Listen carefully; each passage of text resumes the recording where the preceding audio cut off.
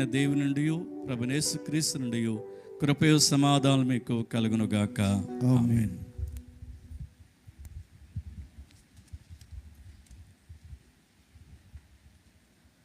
దేవుని పరిశుద్ధ నామమునకు ఈ ఉదయకాల సమయమును బట్టి ప్రభువుని స్తుతిస్తూ సంఘపక్షముగా హృదయపూర్వకమైనటువంటి కృతజ్ఞతాస్తుతులు చెల్లిస్తూ ఉన్నాను. ఇచ్చిన మంచి తరుణము, శ్రేష్టమైన సమయము, ఇవ్వబడిన ఈ సమయంలో దేవుని యందలి విశ్వాసమును బట్టి, ఆయన ఎడలో ఉన్నటువంటి భక్తిని బట్టి సంఘారాధనలో చేరినటువంటి మీకు అందరికీ ప్రభు పేరిట సంఘపక్షముగా హృదయపూర్వకమైనటువంటి శుభాలు మరియు వందనాలు తెలియజేస్తున్నాను. అందరికీ వందనాలండి. జూలై మాసంలో మరి యొక్క ఆదివారంలో ప్రభు మనల్ని చేర్చినారు. ఈ ధన్యత గొప్పది. అనేక మంది లేనికి భాగ్యము ప్రభు మనకిచ్చారు. ఈరోజు చదవబడిన లేఖనాల నుండి రోమాపత్రిక 8వ అధ్యాయము, రోమాపత్రిక 8వ అధ్యాయము 22వ వచనము. సృష్టి యావత్తు ఇదివరకు ఏకగ్రీవముగా మూలుగుచు ప్రసవ వేదన పడుచున్నదని ఎరుగుదుము. అంతేకాదు, ఆత్మ యొక్క ప్రథమ ఫలముల నొందిన మనము కూడా దత్తపుత్రత్వము కొరకు, అనగా మన దేహం యొక్క విమోచనము కొరకు కనిపెట్టుచు మనలో మనము మూలుగుచున్నాము. లూకాసు వార్త 6వ అధ్యాయము, లూకాసు వార్త 6వ అధ్యాయము 36వ వచనము. కాబట్టి మీ తండ్రి కనికరము గలవాడై ఉన్నట్టు మీరును కనికరము గలవారై ఉండుడి. మీ తండ్రి కనికరము గలవాడై ఉన్నట్టు మీరును కనికరము గలవారై ఉండుడి. ప్రార్థన. ప్రేమ కలిగిన మా తండ్రి, మీకు వందనాలు చెల్లిస్తూ ఉన్నతమైన కృపచేత సంఘముగా చేరుటకు మాకివ్వబడిన ఈ ధన్యతను బట్టి మీకు వందనాలు. ఇంతవరకు మేము జరిగించిన ఆరాధన అంతటి ద్వారా మీరు మహిమ పొందుకున్నారని, ఘనత మీకు ఆపాదించబడినదని నమ్ముతూ చేరిన మేము ఈ సమయమందు నీ వాక్యాన్ని ధ్యానిస్తూ ఉండగా నాతోనూ మాతోనూ మీరు మాత్రము సూటిగా మాట్లాడండి. ఈ వాక్యమును అనుసరించి జీవించుట తగిన విశ్వాసము మాకు అనుగ్రహించమని, నిలబడిన నన్ను బలపరిచి కేవలము మీరు మాత్రమే మహిమ పొందుకొనమని యేసు ప్రభు నామమున ప్రార్థించి బ్రతిమాలి వేడుకుంటున్నాము తండ్రి. ఆమేన్. ప్రియ దేవుని సంగమ, మన ప్రభు వాక్యము చెబుతున్నది, ఒక దినము దేవుని మందిరములో గడుపుట అది శ్రేష్టమైన ఆశీర్వాదముగా మనం ఎంచుతూ, అలాగున దేవుని మందిరానికి వచ్చిన మీకు ప్రభు పేరిట శుభాలు అందిస్తూ, ఈరోజు చదవబడిన పత్రిక వాక్య భాగము సువార్తలోని వాక్యాలను ప్రభు యొక్క ఆత్మ తలంపులను బట్టి ధ్యానించడానికి నేను ఇష్టపడతా ఉన్నాను. విశేషముగా రోమాపత్రిక 8వ అధ్యాయము 22వ వచనమును బట్టి, సృష్టి యావత్తు ఇది వరకు ఏకగ్రీవముగా మూలుగుచు ప్రసవ వేదన పడుచున్నదని ఎరుగుదుము. సృష్టి యావత్తు ఏకగ్రీవముగా మూలుగుచు ఉన్నది అన్నటువంటి మాటను అనుసరించి ప్రభు ఇచ్చిన ఆలోచన మూలుగు నుండి మహిమలోనికి, ఫ్రమ్ గ్రోనింగ్ టు గ్లోరీ అన్న ఉద్దేశాన్ని మీ మధ్యన ఉంచడానికి నేను ఇష్టపడతా ఉన్నాను. నిట్టూర్పు నుండి లేదా కన్నీటి నుండి, చింత నుండి, బాధ నుండి, శ్రమ నుండి మహిమలోనికి వెళ్ళేటువంటి అనుభవము గూర్చి పౌలు భక్తుడు రోమా పత్రికలో 8వ అధ్యాయము చాలా ప్రాముఖ్యమైనటువంటి అధ్యాయముగా చెప్పబడుతున్నది. మొదటి నుండి మనము చూస్తే శరీరానుసారమైన మనస్సు, ఆత్మానుసారమైన మనసును గూర్చి ఈ అధ్యాయములో పౌలు వ్రాసిన మాటలు మనకు కనబడుతూ ఉంటాయి. శరీరానుసారమైన మనసు దేవునికి విరోధము, ఆత్మానుసారమైన మనసు దేవునికి ఇష్టమైనది. శరీరానుసారమైనటువంటి మనసు ద్వారా లేదా శరీరానుసారమైన మనసు ద్వారా చేసే క్రియలకు ప్రతిఫలము మరణమైతే, ఆత్మ సంబంధమైన క్రియలకు జీవము మహిమ ప్రతిఫలముగా ఇవ్వబడునని ఆయన జ్ఞాపకం చేస్తున్నారు. ఆత్మానుసారమైనటువంటి మనస్సు కలిగిన వారు జీవిస్తారని, శరీరానుసారమైనటువంటి క్రియలు జరిగించిన ఎడల వారు చనిపోతారన్న ఆధ్యాత్మికమైన మరణము గురించి పౌలు జ్ఞాపకం చేస్తున్నారు. సృష్టి యావత్తును కన్నీరు పెట్టి ఏడుస్తుంది, మూలుగుచూ ఉన్నది. పాపము యొక్క ప్రభావము, the influence of sin on the world, పాపము యొక్క ప్రభావము చాలా విపరీతమైనటువంటి భారాన్ని ఈ సృష్టి మీద ఉంచినట్లుగా మనము చూడగలుగుతూ ఉంటాం. పాపము ఆది మానవుని ద్వారా లోకంలోనికి వచ్చినప్పుడు ఆ పాపము యొక్క ప్రభావము కేవలము మనిషి మీద మాత్రమే కాదు కానీ సృష్టి మీద కూడా, అనగా భౌతికముగా, నైతికముగా, ఆధ్యాత్మికముగా విపరీతమైనటువంటి ప్రభావాన్ని పాపము లోకంలో ఉంచింది. నేటికి ఆ యొక్క ప్రభావము ప్రపంచం అనుభవిస్తూ ఉంది. ఈ లోకంలోనికి ప్రవేశించినటువంటి ఈ పాపము అజ్ఞానమును లేదా జ్ఞానమును అజ్ఞానముగా మార్చి, నైతికతను అనైతికగా మార్చి, హృదయాన్ని మోసకరమైనదిగా, వ్యాధి కలదిగా మార్చి, ప్రత్యేకించి మనిషి, అతని శరీరము, అతని మనస్సు, ఆత్మ వీటన్నిటినీ చెడిపోయేటట్లుగా చేసింది ఈ పాపం అనేది. సృష్టిని పాడు చేసింది, మనిషిని చెడిపోయిన వానిగా చేసింది. దీని ప్రభావము చాలా గొప్పదిగా కనబడుతూ ఉంది. ఆ ప్రభావాన్ని భరిస్తూ మోస్తూ ఉన్నటువంటి సృష్టి కానీ, మనుషులు కానీ ఆ పాపపు ప్రభావములోనికి బయటికి రావటానికి నేటికి కూడా విమోచన కొరకు మూలుగుతున్నట్లుగా పౌలు భక్తుడు చెప్తున్నాడు. మనమైతే క్రీస్తు ప్రభువులో ప్రథమ ఫలము పొంది ఉన్నాము, ఆత్మఫలము. అయితే ఈ దేహము విమోచన కొరకు మూలుగుచున్నదని పౌలు ద్వారా చెబుతున్నారు. మనకు తెలుసు, స్మారక కూడికలప్పుడు అనేక ప్రసంగాలు వింటూ ఉంటాం. పౌలు అంటాడు కొరింథీయులకు రాసిన 2వ పత్రిక 5వ అధ్యాయంలో, ఈ శరీరములో ఉన్నంత కాలము మేము మూలుగుచున్న వారమై అంటాడు. ఈ దేహములో ఉన్నను విడిచినను అన్న మాటలు జ్ఞాపకం చేస్తూ, ఈ నివాసము చెడిపోతుంది, శిథిలమైపోతుంది, దీనిలో ఉన్న ఆత్మ ఎప్పుడు విమోచన కొరకు మూలుగుచు ఉంటుందన్న మాట మనకు తెలిసినది.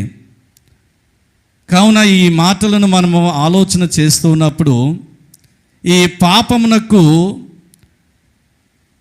ప్రభావితమైనది మొదటిగా మనిషి అని మనకు తెలుసు.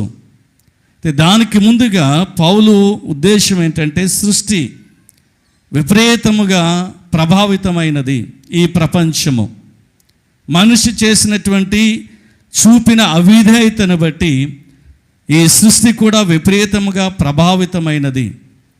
మొదటిగా పాపం యొక్క ప్రభావము దేని మీద మనకు కనబడుతున్నదంటే, భూమి మీద లేదా ప్రపంచం మీద లేదా దేవుడు చేసినటువంటి సృష్టి మీద మనకు కనబడుతూ ఉన్నది. ఆదికాండము 3వ అధ్యాయము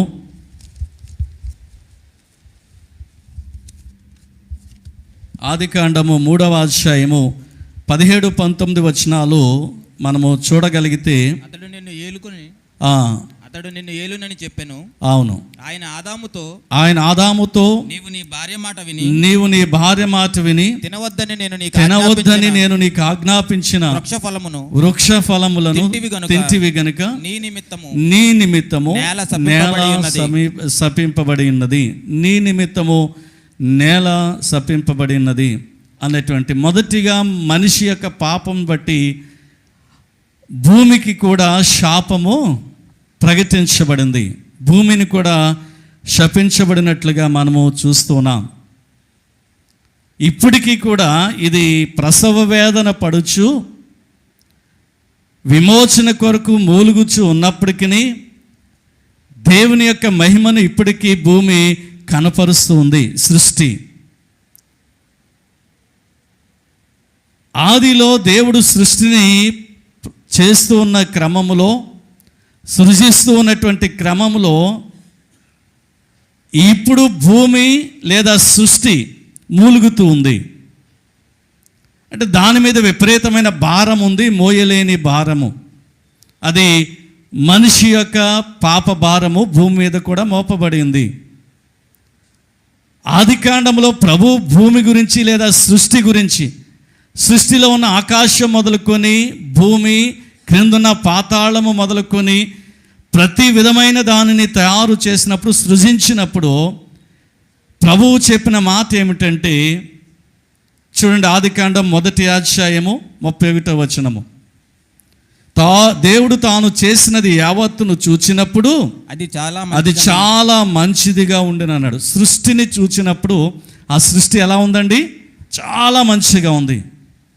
ఈ మాట ఇంచుమించు 4-5 సందర్భాల్లో 1వ అధ్యాయంలోనే దేవుడు మాట్లాడారు. 3వ వచనంలో అంటాడు, 4వ వచనంలో వెలుగు మంచిదైనట్టు దేవుడు చూచెను.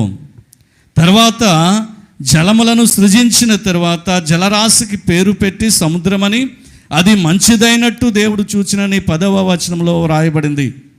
13వ వచనం 12వ వచనం చివరికి వచ్చేసరికి ఈ భూమి మీద గడ్డిని, విత్తములను, చెట్లను అన్నిటినీ ఏర్పాటు చేసి ఆ ఫలవృక్షములను మొలిపించిన తర్వాత అది మంచిదిగా దేవుడు చూచాడు. తర్వాత 19వ వచనం చివరికి వచ్చేసరికి పగటిని రాత్రిని ఏలుటకు జ్యోతిని ఏర్పాటు చేసి, నక్షత్రములను ఏర్పాటు చేసి వాటిని చూచినప్పుడు అది మంచిదని దేవుడు చూచెను. ఆహారము ఏర్పాటు చేసిన తర్వాత 21వ వచనములో అది మంచిదని దేవుడు చూచెను. అలాగే 25వ వచనములో జాతుల ప్రకారము నేలను ప్రాకు ప్రతి పురుగును చేసెను, అది మంచిదని దేవుడు చూచెను. ఇలాగన దేవుని సృష్టి మంచిదిగా ఉంది. కానీ మనిషి యొక్క పాపంను బట్టి ఇప్పుడు అది మూలుగుచున్నట్లుగా మనము చూస్తూ ఉన్నాం. ఎంతగానంటే ఇర్మియా గ్రంథము 12వ అధ్యాయము, ఇర్మియా గ్రంథము 12వ అధ్యాయము 4వ వచనంలో చూస్తే, భూమి ఎన్నాళ్ళు దుఃఖింపవలెను, దేశమంతటిలోని గడ్డి ఎన్నాళ్ళు ఎండిపోవలెను, అతడు మన అంతము చూడడని దుష్టులు చెప్పుకొనుచుండగా దేశంలో నివసించు వారి చెడుతనము వలన జంతువులను పక్షులను సమసిపోచున్నవి. చూడండి, దేవుని వాక్యాన్ని మనము ఆలోచన చేస్తే భూమి ఎన్నాళ్ళు దుఃఖింపవలెను, దేశమంతటిలోని గడ్డి ఎన్నాళ్ళు ఎండిపోవలెను. భూమి దుఃఖిస్తూ ఉంది. ఎవరి వలన అంటే మనుషుల వలన, మనము చేసే కార్యక్రమాల వలన. నేటి పర్యావరణానికి అనేక మంది ప్రాముఖ్యత ఇవ్వటంలో బైబిలే వారికి ప్రేరణ. దేవుడు సృష్టించినటువంటి సృష్టిని మనుషుడు తనకు అనుకూలముగా మార్చుకుంటూ ఉన్నాడు. సృష్టిలో ఉన్న వనరులను మనిషి అన్యాయముగా, అక్రమముగా దోచుకున్నటను బట్టి ఆ సృష్టి యావత్తు మనుషుల క్రియ వలన దుఃఖిస్తూ ఉంది. ఇంకా ఎంతకాలము భూమి దుఃఖించాలి? భూమి మీద ఉన్న సహజ వనరులు ఇంకా ఎంతకాలము? ఇదిగో దేశంలో నివసించు వారి చెడుతనం వలన జంతువులను పక్షులను సమసిపోవచ్చున్నవి. దేవుని గొప్పతనం ఏంటంటే, ప్రపంచంలో దాదాపు 700-800 కోట్ల జనాభా ఉండవచ్చును. ఇన్ని కోట్ల వందల కోట్ల మంది ప్రతిరోజు తినుచున్నటువంటి నాన్ వెజ్ని బట్టి ఎన్ని జంతువులు హరించిపోతున్నాయో, ఈవెన్ శాకాహారము తింటాన్ని బట్టి ఎన్ని మొక్కలు హరించిపోతున్నాయి. అందుకనే మోషే అంటాడు, ప్రజలు మాంసం అడిగినప్పుడు మోషేకి ఏడుపు వచ్చేసి, ఇన్ని లక్షల మందికి కోళ్ళు మేకలు నేను ఎక్కడి నుంచి తేవాలన్నాడు. అంటే మనము తినుచున్నటువంటి ఈ ఆహారము మనుషులు అంటే అఫ్కోర్స్ దేవుడు వీటన్నిటిని తయారు చేసి మనకు ఆహారంగా ఏర్పాటు చేశాడు. కొంచెం దాటి వెళ్ళి ఆలోచన చేస్తే మనము తినుచున్న ఆహారము ద్వారా సృష్టి ఎంత నలిగిపోతూ ఉంది, కరిగిపోతూ ఉంది, తరిగిపోతూ ఉంది ఆలోచన చేయాలి. మనను బట్టి ఈ సృష్టి చేసిన పాపము మనుషులు శిక్ష అనుభవించేది, భారము మోసేది భూమి లేదా సృష్టి. ఒక చిన్న ఉదాహరణ చెప్తాను. మనందరికీ బాగా తెలిసిందే, ఒక్కొక్క వ్యక్తులను చూస్తే కొంతమందిని ఏమంటారంటే సహజంగా వాడు చూడండి వాడు దొంగ కోళ్ళు పట్టేవాళ్ళ ఉన్నాడు అంటారు. ఏం పట్టేవాళ్ళగండి? దొంగ కోళ్ళు. నాకు తెలిసి ఇప్పుడున్నవి నాటుకోళ్ళు, లేయర్సు, ఈ బ్రాయిలర్ కోళ్ళు. దొంగ కోళ్ళు అని ప్రత్యేకంగా ఉన్నాయని నాకు తెలియదు. ఉన్నాయండి? దొంగ కోళ్ళు ఏమన్నా ఒక బ్రీడ్ విత్తనముగా పుట్టవు కదా.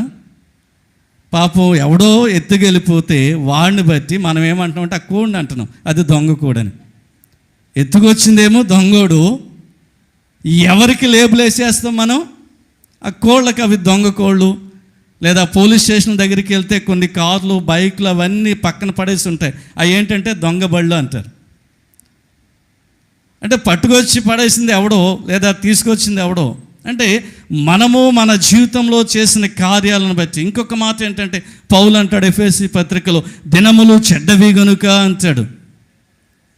ఆ దినమేమి పర్టికులర్గా అదేమి పాపం చేసి, దొంగతనం చేసి, మోసం చేసి ఆ చెడ్డదానాన్ని తాను తెచ్చుకోలేదు. మనుషులు చేస్తున్న క్రియలను బట్టి ఈ దినాలు ఆరోపించబడుతున్నాయి చెడ్డవిగా. అలాగే సృష్టిలో ఈ భూమి మీద ఈ మనకివ్వబడిన ప్రతి దాని మీద మనిషి తన యొక్క విచ్చలవిడితనమును బట్టి ఈ భూమి ఏడుస్తున్నట్టుగా చూస్తున్నాం.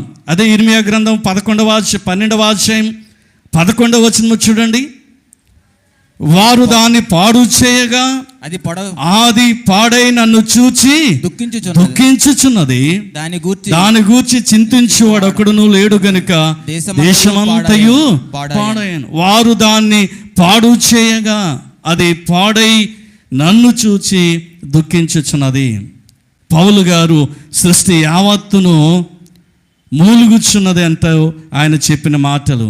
యోవేలు గ్రంథము 1వ అధ్యాయం 18వ వచనంలో చూస్తే, యోవేలు గ్రంథము హోషేయ గ్రంథము 4వ అధ్యాయం హోషేయ గ్రంథము 4వ అధ్యాయము 3వ వచనంలో చూసినట్లయితే, కాబట్టి దేశము ప్రలాపించుచున్నది, దాని పశువులను, ఆకాశ పక్షులను, కాపురస్తులందరూ క్షీణించుచున్నారు, సముద్ర మత్స్యములు కూడా గతించిపోచున్నవి. సముద్ర మత్స్యములు కూడా గతించిపోచున్నవి, ఆకాశ పక్షులను, కాపురస్తులందరూ. కేవలము దేశము ప్రలాపిస్తుంది, దాని మీద ఉన్న పశువులు కానీ, జీవులు కానీ, సముద్రము లోపల ఉన్నటువంటి ఈ మత్స్య సంపద కానీ అంతా కూడా. దేవుని సంఘమా ఒక్కసారి ఆలోచన చేయాలి, ఎందుకు ఇంత భారము కలిగి అవి మూలుగుచున్నవి?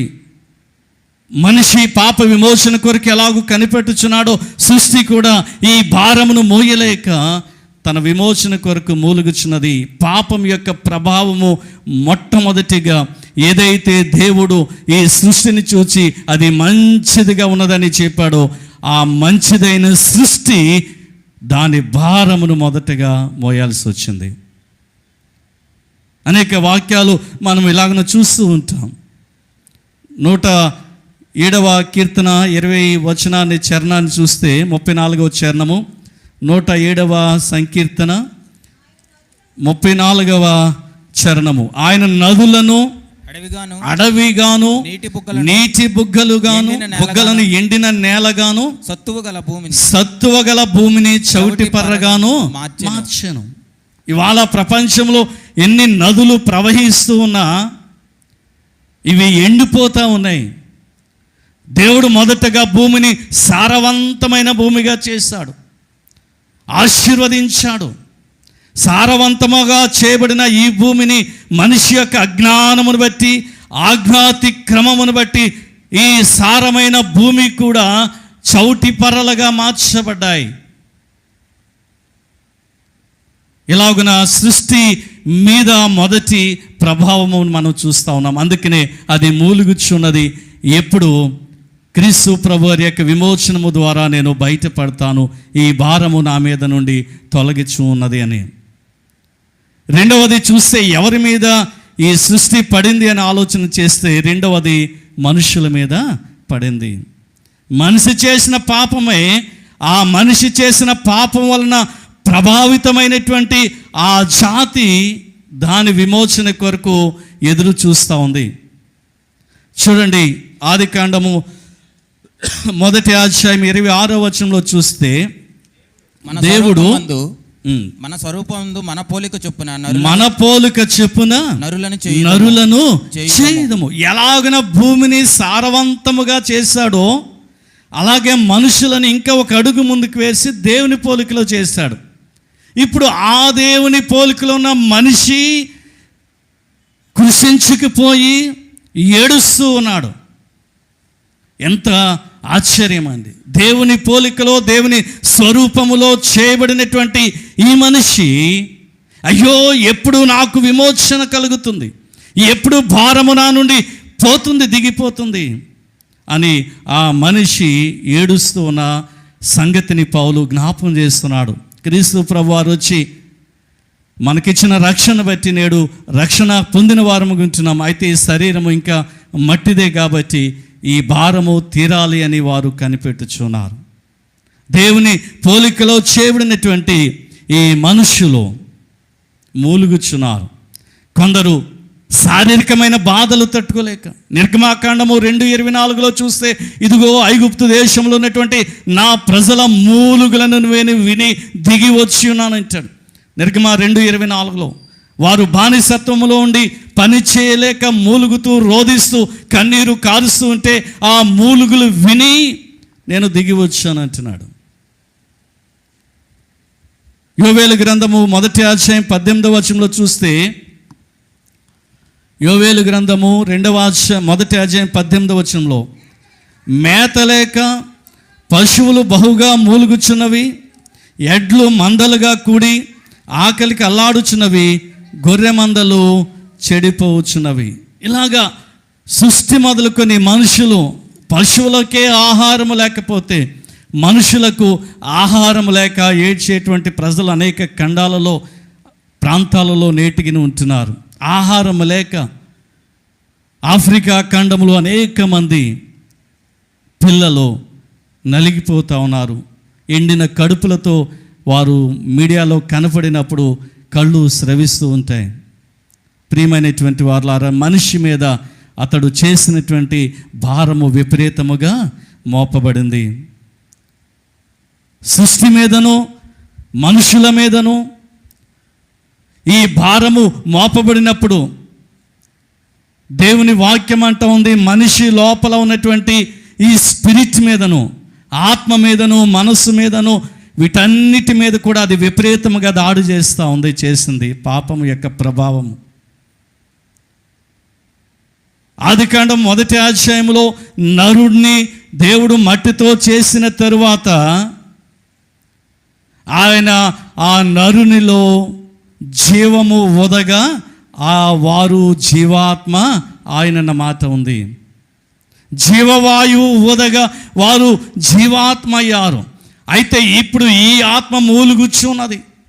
దేవుని జీవముతో జీవిస్తున్నటువంటి మనుషులు సుఖ సంతోషాలతో లేదా శ్రేష్టమైన ఆనందముతో ఉండవలసినటువంటి ఈ ఆత్మలు నేడు అయ్యో ఈ భారము ఎంత గొప్పది, మమ్మలను కృంగదీస్తూ ఉందని అవి రోధిస్తూ ఉన్నాయి. కారణం ఏంటంటే ఈ పాపము దాని మీద విపరీతమైనటువంటి దాడి చేసి దానిని కూడా మలినము చేసింది. అందుకని ఇర్మియా గ్రంథంలో అంటాడు 17వ అధ్యాయం 9వ వచనంలో, ఇదిగో నరుని హృదయము మోసకరమైనది, వ్యాధి కలిగినది అంటాడు. ఏంటండి, దేవుని ఆత్మ చేత జీవాత్మగా ఉన్నటువంటి ఈ ఆత్మ మోసకరమైనదిగా ఎలా మారిపోయింది? వ్యాధి కలిగినదిగా ఎలా మారిపోయింది? అనేక వాక్యాలు మనం ఉంటూ ఉన్నాం. అందుకని రోమా పత్రికలో పౌలు కూడా అంటూ ఉంటాడు కదా, ఇదిగో మనిషి నడినెత్తి నుండి అరికాలి వరకు. ఎంత దుఃఖకరమైనటువంటి మాటలు. 14వ సంకీర్తన అంతా చూస్తే దేవుడు లేడని బుద్ధిహీనులు అనుకొనుచున్నారని చెబుతూ, దేవుడు ఆకాశం నుండి చూచినప్పుడు ఏ నరుని హృదయము కూడా దేవునికి ఇష్టముగా లేదు, ఏ నరుని ఆత్మ కూడా దేవునికి సంతోషాన్ని కలిగించేదిగా లేదు. ఆదికాండం 6వ అధ్యాయంలో చూస్తే దేవుడు నరులను చూడగా వారు బుద్ధిగా చెడిపోయారు, వారితో పాటు సృష్టిని కూడా నేను నాశనము చేస్తాను అంటున్నాడు. కావున ఈ ఉదయకాలపు ఆరాధనలో చేరినటువంటి మనము ఒక్కసారి ఆలోచన చేయాలి. మనము ఎలాంటి స్థితిలో జీవిస్తూ ఉన్నాం? నీ జీవితాన్ని బట్టి, మన జీవితాన్ని బట్టి ఏవి ప్రభావితం అవుతూ ఉన్నాయి? మనము చేసిన పాపమును బట్టి సృష్టి ప్రభావితం అవుతూ ఉంది, నలిగిపోతూ ఉంది. మన శరీరము లేదా మనుషులుగా మనము నలిగిపోతూ ఉన్నాం. అలాగనే మన యొక్క ఆత్మలు కూడా కృంగిపోతూ ఉన్నాయి. వీటన్నిటికీ మించి ఈ పాపము చాలా వేగముగా మనిషి మీద, సృష్టి మీద, మనిషి ఆత్మ మీద ఎంతగా దాడి చేసిందో మరొక వ్యవస్థ మీద కూడా అంతటి దాడి చేసింది. ఆ వ్యవస్థ మీద చేసిన దాడి వలనే లోకంలో నేడు జరుగుతున్నటువంటి అనేక అగాధ్యాయాలు. నిన్న ఒక వార్త చూశాను నేను. అంటే ఏమి జరిగిందో మనకు తెలియదు, కానీ మీడియాలో కనబడుతున్న వార్త ఏంటంటే, నూతనంగా వివాహమైనటువంటి ఇద్దరు భార్యాభర్తలు, ఇద్దరు బండి మీద వస్తూ కర్ణాటక నుంచి ఒక కృష్ణానది దగ్గర ఆగి ఫోటోలు దిగుదామని చెప్పేసి భర్త ఆపి, దిగితే నేను దిగను, నీతో ఫోటోలు అందంట కాసేపు. సరే, అబ్బాయి సెల్ఫీ తీసుకున్నాడంట రివర్ దగ్గరికి వెళ్ళి. మరి ఈ అమ్మాయికి ఏమనిపించిందో, ఆ సెల్ఫీ దిగే ఆ పనిలో ఉన్నటువంటి ఆ తొందరలో ఉన్న వ్యక్తిని ఏమి అందులోకి తోసేసిందట. సరే, వాడు కేకలు వేస్తే ఆడు ఆ జీవితం బాగుండి, అదృష్టం బాగుండి ఎవరో రక్షించారు, ఆడు అరుస్తున్నాడంట కొట్టుకుపోతూ, ఆమెను పట్టుకోండి వెళ్ళనివ్వకండి, నన్ను దోసేసిందని. అంటే అఫ్కోర్స్ వారి మధ్యన ఏమున్నాయో మనకు తెలియదు, కానీ ఎలాంటి స్థితిలోనికి మనుషులు, మానవ సంబంధాలు దిగజారిపోయాయి. సామాజిక వ్యవస్థ మీద కూడా ఈ పాపము దాడి చేస్తుంది. మనుషుల యొక్క సంబంధాలు విపరీతముగా మార్చివేయబడ్డాయి. ఇదిగో దేవుడు ఆదాము అవ్వను సృజించినప్పుడు వారిద్దరూ సిగ్గు ఎరుగక ఒకరితో ఒకరు సంతోషముగా ఉండిన సమయంలో, పాపము ఆజ్ఞాతిక్రమము చేసిన తర్వాత ఆదాముకి అవ్వకి వారిద్దరి మధ్యన వైరము కలిగి, అనుమానాలు కలిగి, వారి జీవితం అంతా కూడా ఆ పాప భారాన్ని మోస్తూనే ఉన్నారు. అందుకనే ఈ సామాజిక వ్యవస్థ మీద విచ్ఛిన్నత కలుగజేసి మానవ సంబంధాలు దిగజారిపోవటానికి మనుషులు చేసిన పాపమే కారణము. దానికి చక్కని ఉదాహరణ నేటి స్వార్థ లేఖనము లూకా సువార్త 6వ అధ్యాయంలో 34 నుండి ప్రభువు చెబుతున్న మాట. ఆయన ఒక మాట ఉపయోగించారు అక్కడ. ఒకటి ఏంటండి, కాబట్టి మీ తండ్రి కనికరము గలవాడైనట్టు మీరును కనికరము గలవారై ఉండుడి. ఇది యేసు ప్రభు ప్రసంగాలలో బాగా పాపులర్ సెర్మన్ ఏంటండి, సెర్మన్ ఆన్ ది మౌంట్. ఈ కొండ మీద ప్రసంగము బాగా ప్రపంచవ్యాప్తంగా విశిష్టమైన ప్రసంగము. నేటికి కూడా అనేక మంది దాన్ని అనుసరిస్తుంటారు. క్రైస్తవులైనా కాకపోయినా అనేక మంది యేసు ప్రభు యొక్క ప్రసంగానికి ఆకర్షితులైన వారు. దానితో సమానమైనది లూకా సువార్తలో మైదాన ప్రసంగం కూడా ఉంది. సముద్రపు ఒడ్డున కూర్చుని ఆయన చూడండి, లూకాసు వార్త 6వ అధ్యాయము 16వ వచనం 17వ వచనం చూస్తే ఆయన వారితో కూడా దిగి వచ్చి మైదానమందు నిలిచినప్పుడు శిష్యుల గొప్ప సమూహమును ఆయన బోధ వినుటకును తమ రోగములను కుదుర్చుకునుటకును యూదయ దేశమంతటి నుండి యెరూషలేము నుండి తూరు సీదోను పట్టణముల సముద్ర తీరముల నుండి వచ్చిన బహుజన సమూహము. ఇది మైదాన ప్రసంగముగా ఆయన చెబుతూ ఉన్నారు. కొండ మీద చెప్పిన ప్రసంగంలోని అంశాలు మరలా కొన్నిటిని ఆయన జ్ఞాపకం చేస్తూ వారికి చెప్పిన మాటలు. కాబట్టి మీ తండ్రి కనికరము గలవాడైనట్టు మీరును కనికరము గలవాడైందురి. అంటే ఈ మాటలు చెప్పడానికి ఏంటంటే, ఈ మనిషి పాపము వలన ప్రభావితమైనటువంటి సృష్టియే కాదు, మనుషులే కాదు, అలాగనే మనిషిలో ఉన్న ఆత్మయే కాదు, కానీ మనిషి జీవిస్తున్నటువంటి ఈ సంఘ జీవితం కూడా, సామాజిక వ్యవస్థలు కూడా చిన్నాభిన్నమైపోయాయి. మనుషుల మధ్యన కనికరము లేని స్థితిలోనికి నెట్టివేయబడ్డాం. మనుషుల మధ్యన దయాగుణము లేక అన్యాయపు తీర్పులతో ఒకరినొకరము బాధపరుచుకునేటువంటి స్థితిలోనికి వ్యవస్థ దిగజారిపోయింది. ఈ ప్రపంచమంతా నేడు ఇంత ఘోరమా అనుకుంటే ఆ ఘోరాన్ని మించి ఇంకా ఘోరాలు జరుగుతూ ఉన్నాయి. ఎంత దారుణమైనటువంటి పరిస్థితుల్లో నేటి వ్యవస్థను మనము చూస్తూ ఉన్నాం. కనికరము లేదు, దయాగుణము లేదు.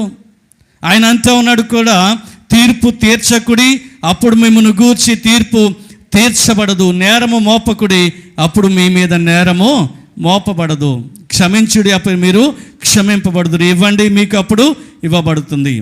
తీర్పు తీర్చొద్దంటే సాధారణంగా మామూలు తీర్పును గురించి కాదు, కానీ అప్పుడున్న పరిస్థితులను బట్టి ఈ శాస్త్రులు పరిచయాలు వీరు అన్యాయమైన తీర్పులు తీరుస్తూ ఉన్నారు. అన్యాయమైన తీర్పు తీర్చవద్దు. ఇదిగో ప్రజల మధ్యన, సహోదరుల మధ్యన, సమాజం మధ్యన ఈ సంబంధాలు విచ్ఛిన్నము కావడానికి కారణం ఏంటంటే, మనుషులు ఇచ్చే అన్యాయపు తీర్పులే. వాడు మనతో ప్రేమగా ఉండట్లేదు, మనం వారితో ప్రేమగా ఉండట్లేదు, లేదా సమాజం మధ్యన ప్రేమ అంతరించిపోయిందంటే, ఒకరిని నీవు తీర్పు చేత అన్యాయముగా బాధ పెడుతున్నప్పుడు ఆ వ్యక్తి మన ఎడల ఎలాగున ప్రేమ కలిగి ఉంటాడు మరలా. అనగా పరోక్షముగా ప్రత్యక్షముగా మనుషుల మధ్యన ప్రేమ తరిగిపోవటానికి మనం ఇచ్చే తీర్పులు, మనము చెప్పే మాటలు, మనము కలిగి ఉన్నటువంటి ఆ ఏహ్య భావమే ప్రపంచాన్ని పట్టి పీడిస్తూ ఉంది. మనం అన్యాయము కలిగిన తీర్పు తీరుస్తూ ఉంటే ప్రజలు ఏమాత్రం మన మీద కనికరము కలిగి ఉంటారు? వాటిని వద్దని. కాబట్టి ఇదిగో ఇలాంటి పరిస్థితుల మధ్యన మీరు జీవిస్తున్నారు. ఓ శాస్త్రులారా, పరిచయులారా, మీరు వేషధారణ కలిగి జీవిస్తున్నారు. కింద ఆయన ఏమంటాడంటే, గుడ్డివాడు గుడ్డివానికి దారి చూపగలడా, వారిద్దరును గుంటలో పడదురు. మీరు కనికరము లేని వారుగా మీరు అన్యాయపు తీర్పులు తీరుస్తూ ఇలాగున ఇతరులను మీరు మోసం చేస్తున్నారు, వారు మీరు కూడా నాశనానికి వెళ్ళిపోతున్నారని ప్రభువు హెచ్చరిస్తూ ఉన్నాడు. జాలి దయాగుణము లేనటువంటి క్రైస్తవ జీవితమును బట్టి ఆయన హెచ్చరిక. తన శిష్యులను అనేక మంది జన సమూహము చేరినప్పుడు ప్రభు సూటిగా వారితో మాట్లాడుతున్నాడు. ఆ 20వ అధ్యాయం మొదలుకొని ఆ ప్రసంగమంతా కూడా అదే. ప్రియులారా, క్రీస్తు చేత విమోచింపబడిన మనము ఎలాంటి సామాజిక పరమైన బాధ్యతలు కలిగి, ప్రేమ కలిగి, దయ కలిగి, కరుణ కలిగి మనము జీవిస్తున్నాం. అందుకనే ప్రభువారు ఒక మాట అంటారు, యాకోబు పత్రికలో 2వ అధ్యాయము 13వ వచనంలో విశ్వాస జీవితం గురించి మాట్లాడుతూ, కనికరము చూపని వాడు కనికరము లేని తీర్పు పొందును, కనికరము తీర్పును మించి అతిశయపడు. మీ తండ్రి కనికరము గలవాడైనట్టు మీరును కనికరము కలిగి ఉండండి. ఒకవేళ ఆ కనికరము మీరు చూపకపోతే, భక్తుడైన యాకోబు అంటాడు, కనికరము చూపని వాడు కనికరము లేని తీర్పు పొందుకుంటాడు. అందుకనే ప్రభు ఒక ఉపమానం చెప్పారు. ఒక దాసునికి అప్పు ఉన్నటువంటి వ్యక్తులను అతడు తీసుకొచ్చి క్షమించమని అడిగితే క్షమించక వారిని చీకటి గదుల్లో వేసి బంధించినప్పుడు ప్రభు అంటాడు, వీడిని కూడా తీసుకుని వెళ్ళి, వీడు కనికరము చూపలేదు కాబట్టి ఇతడు కనికరమునకు పాత్రుడు కాదు. ఒకప్పుడు నీవు నేను కనికరింపబడి ప్రభు మార్గంలోనికి వచ్చిన వారము. కనికరింపబడిన నీవు కనికరము చూపుట్లో ఎందుకు వెనకబడుతున్నావు అని మనల్ని అడిగితే ప్రభు ఎదుట ఏమని సమాధానం ఇవ్వగలము? నా చేత కనికరింపబడిన నీవు నీ కిందున్న దాసులను నువ్వు ఎందుకు కనికరించలేదు? ఇతన్ని తీసుకుని వెళ్ళి ఆ బందీ గృహంలో పడవేయండి అన్నాడు. ప్రభు ఎదుట మనము నిలబడవలసిన దినాలు వస్తూ ఉన్నాయి. మనము నిలబడవలసిన వచ్చినప్పుడు ఎలాంటి కనికరము లేని స్థితిలో మనము నిలబడితే తీర్పులో చాలా కష్టపడతాం, వేదన నొందుతాం. అందుకని సామెతల గ్రంథకర్త కూడా అంటున్నాడు, 11వ అధ్యాయం 12వ వచనంలో చూస్తే, సామెతల గ్రంథకర్త ఎవడైతే దయగలవాడు ఉంటాడో ఆ దయ వలన, సామెతలు 11:12లో, తన పొరుగువాన్ని తృణీకరించువాడు బుద్ధి లేనివాడు, చదవండి, వివేకి అయిన వాడు మౌనముగా నుండును. ఇంకొక వచనం ఉంటుంది, అదేంటంటే దయగలిగిన వాడు, ఎన్నో వచనం అండి? 15వ, దయగలవాడు తనకే మేలు చేసుకొనును, క్రూరుడు తన శరీరమునకు బాధ తెచ్చును. 17వ వచనం, దయగలవాడు తనకే మేలు. నీవు కనికరము కలిగి ఉంటే ఆ కనికరమును బట్టి ఎవరికో మేలు జరుగుతుంది. దానికి మించి మనము గొప్ప ఆశీర్వాదాలు చూస్తాం. ప్రభువు చెప్తున్న మాట 18వ సంకీర్తనలో కూడా మాట మనము చూడగలుగుతాం.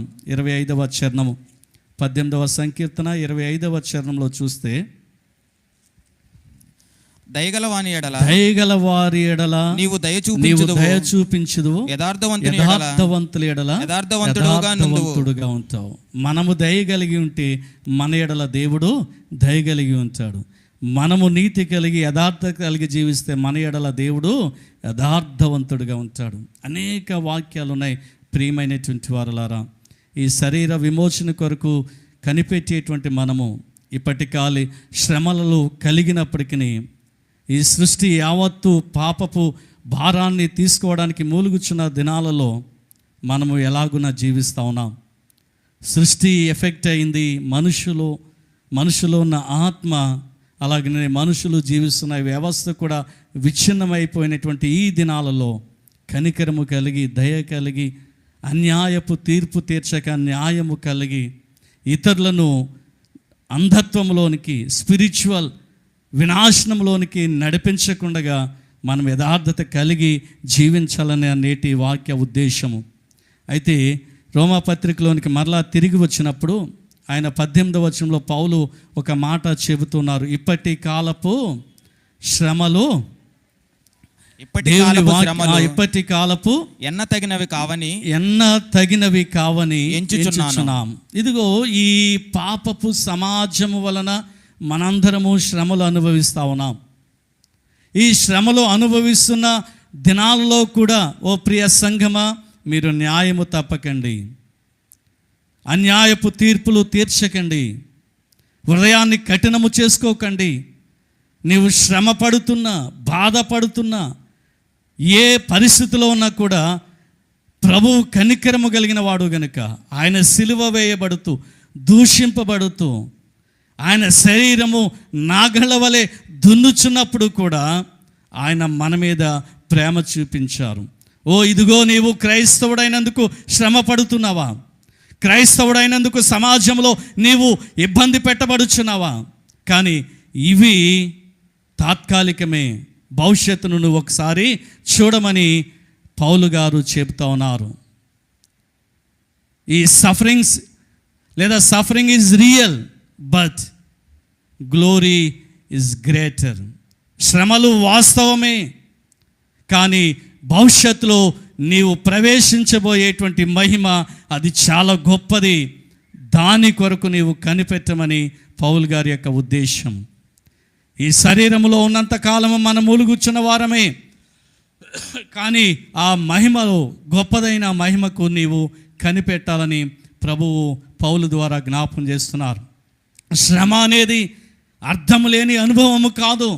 నీవు పొందుచున్న ఇబ్బందులు, శ్రమలు కేవలము అర్థము లేనటువంటి అనుభవాలు కాదు, కానీ అవి ఫలభరితమైనటువంటి అనుభవాలు, ఫలభరితమైనటువంటి జీవితము. అది శ్రమతో కూడిన జీవితము. క్రీస్తువు అంగీకరించిన క్రైస్తవ జీవితము నీవు శ్రమతో జీవిస్తూ ఉంటే అది ఫలభరితమైనదే, కానీ నీకు ఏ విధమైన నిష్ప్రయోజనమైన జీవితం కాదని దేవుని వాక్యము ఈ మధ్యాహ్న కాల సమయం, ఉదయకాల సమయంలో మనతో మాట్లాడుచు చెప్పుచున్నది. దేవుని వాక్యం అంటా ఉంది, నిరీక్షణ లేకపోవడం, దేవుని మహిమలో మనం ప్రవేశిస్తామన్న నిరీక్షణ లేకపోవడము అది వెర్రితనమని కొరింథీయులకు రాసిన మొదటి పత్రిక 15వ అధ్యాయం 19వ వచనం అంటాడు. ఈ జీవిత కాలం మట్టుకే మనము నిరీక్షణ గలవారమైతే మనకంటే వెర్రివారు ఎవరు, దౌర్భాగ్యులు ఎవరు ఉండరని ప్రభు అంటున్నాడు. ఏదో భూమి మీద ఉన్నాం, ఇష్టానుసారంగా జీవిద్దాం, చనిపోయిన తర్వాత ఎలా ఉంటుందని అనుకుంటే మనకంటే దౌర్భాగ్యులు ఎవరు ఉండరంటున్నాడు. ఇదిగో మనకు ఒక నిరీక్షణ ఉంది, ఆ మహిమలోనికి ప్రవేశించేటువంటి నిరీక్షణ. అందుకని ఒక 3 మాటలు చెప్తూ నేను ముగిస్తున్నాను. పౌలు ఈ రోమా పత్రికలో వారికి చెప్పినటువంటి మాటలను చూస్తే గనక, ఒక ప్రయాణముతో గనక మనం పోల్చుకుంటే ఈ ప్రయాణం ఎక్కడి నుండి ఎక్కడికంటే ఫ్రమ్ పెయిన్ టు ప్రామిస్, శ్రమలో నుండి వాగ్దానములోనికి మనము ప్రయాణము చేయబోతున్నాం. దాని కొరకు నిరీక్షించండి.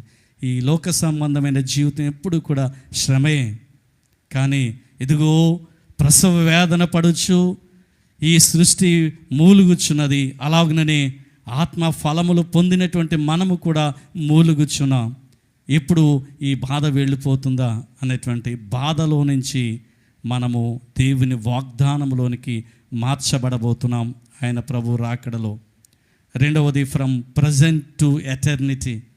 రెండవ ప్రయాణం ఎక్కడికంటే, పౌలు ఎందుకు సృష్టి మూలుగుచున్నదంటే ఈ ప్రస్తుత వేదన నుండి ఇదిగో నిత్యత్వములోనికి వెళ్ళబోతా ఉన్నది.